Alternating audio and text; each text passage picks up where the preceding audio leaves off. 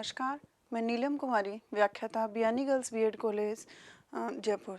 आज हम छंद के विषय में अध्ययन करेंगे।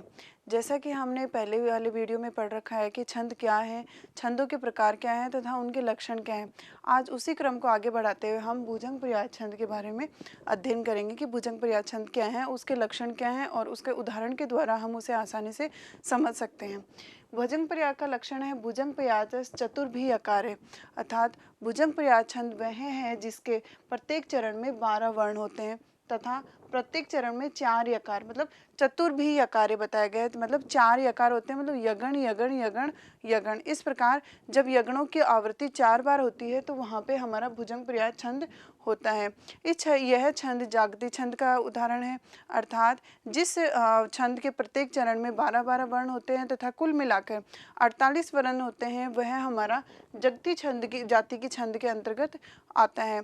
अगर हम इस छंद का उदाहरण देखें तो इस छंद का उदाहरण है त्वमेकम शरण्यम त्वमेकम वर्ण्य, त्वमेकम जगत पालक स्व प्रकाशकम, त्वमेकम जगत कृत पात्र प्रदत्तम, त्वमेकम पर निश्चल निर्विकारकम।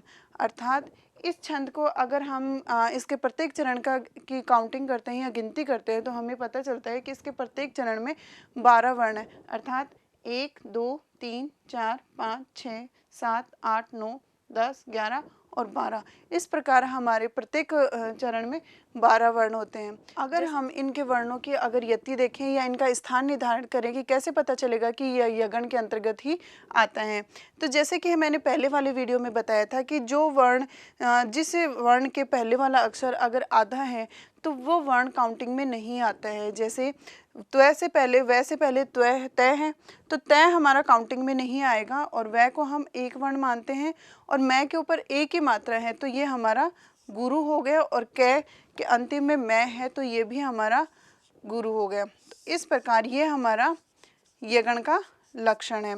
इसी प्रकार अगर हम आगे वाले अक्षर को देखते हैं तो शय रै के अंतर्गत अगर आगे वाला वर्ण है तो उस वर्ण के अनुसार ये आधा वाला वर्ण पहले वाले वर्ण में जुड़ जाता है और उसे पूर्ण करके गुरु बना देता है। तो ये हमारा, और यहाँ पे यह लघु है लेकिन त्व के तय का यह के अंदर मिश्रण होने के कारण ये हमारा गुरु बन जाता है और ये हमारा गुरु बन जाता है। इस प्रकार हम देखते हैं ये भी हमारा यगण है बनता है। अगर हम आगे वाले की बात करें तो वै में की एक ही मात्रा और कै के आगे मैं है तो ये हमारा वैसे ही गुरु है। तो इस प्रकार ये भी हमारा यगण हुआ। और अगर लास्ट वाले अक्षर की बात करते हैं हम तो वै एक रे के आगे आधा अक्षर है तो इसलिए ये गुरु और अंतिम अक्षर में मैं है तो इसलिए ये भी गुरु।